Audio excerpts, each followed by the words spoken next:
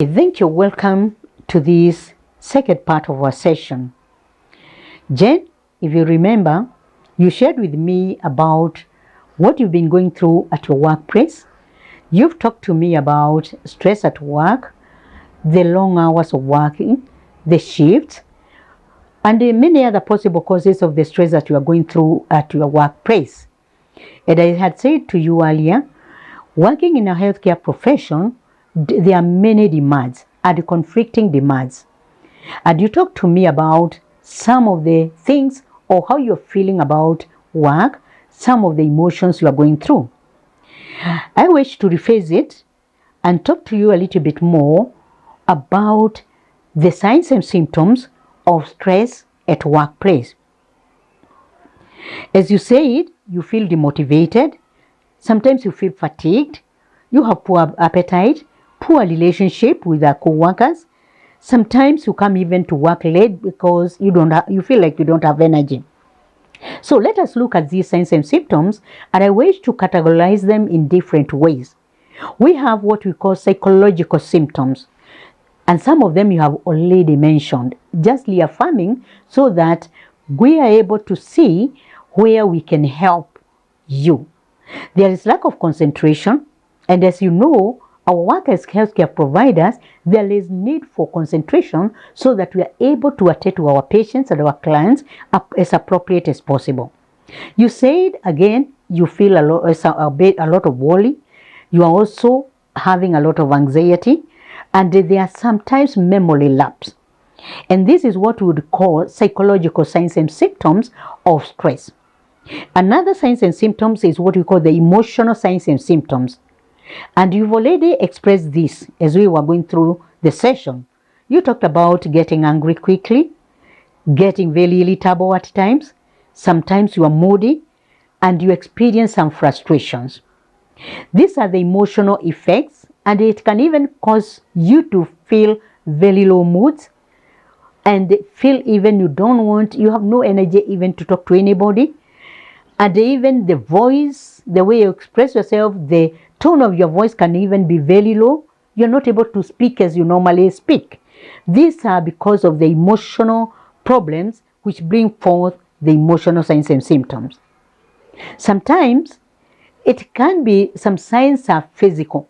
That is, as you go through the stress and the psycho effects that goes on in your system, it can have a physical effect on your body, even your main systems. Like, for example, it can affect the cardiovascular system, like you have a raised blood pressure, you can experience palpitations. Sometimes because of the effects of low or high appetite, it can affect your weight, it can go high or low. There are times even your sleep can be affected, that you're not sleeping enough, or even you have more sleep. Sometimes you can have even menstrual effects, that is, you are no longer, the cycle is no longer as expected.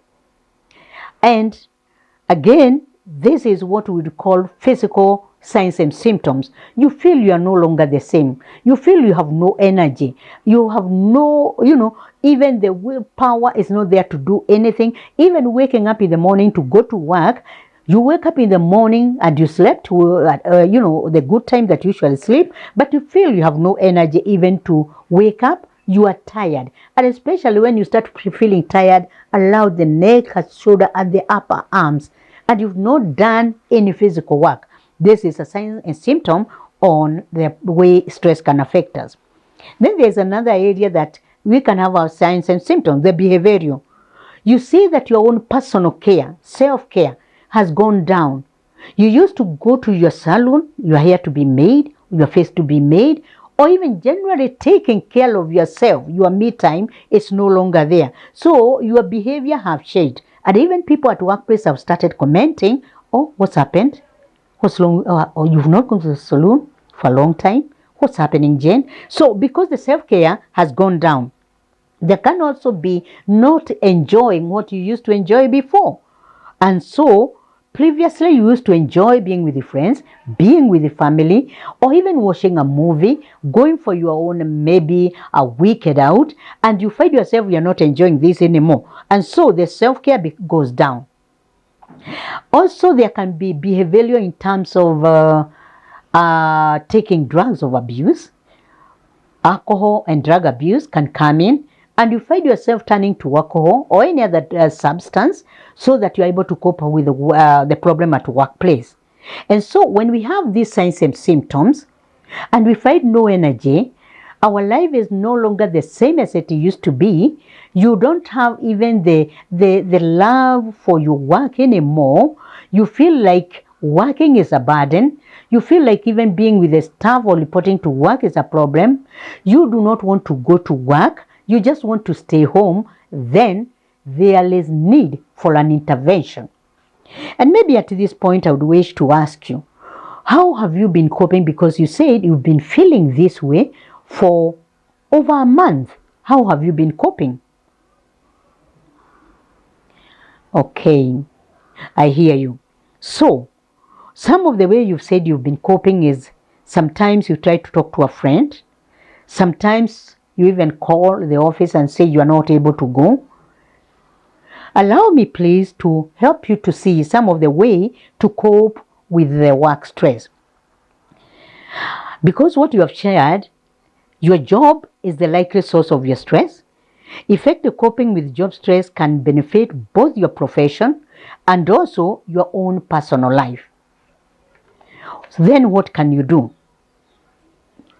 One of the things that you can do for you to be able to cope is you identify what triggers your stress. For example, you might realize that you get more stress when you go to work late. And the reason is your manager will ask you what has happened and why are you late.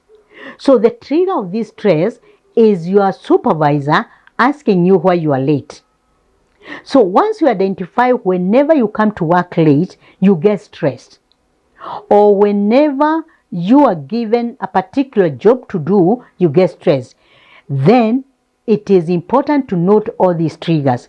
Record the situation, events, people who cause you stress, and so that we are able to deal with each and every trigger. If it's about time, we shall look at it. How can you work on this?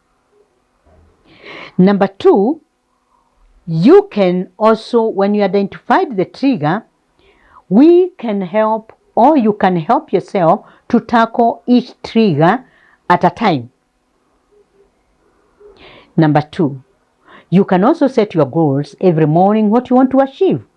You can do it in a form of things to do list so that you find yourself getting organized, and the things to do list also indicates this time I'll be doing this time I'll be doing that.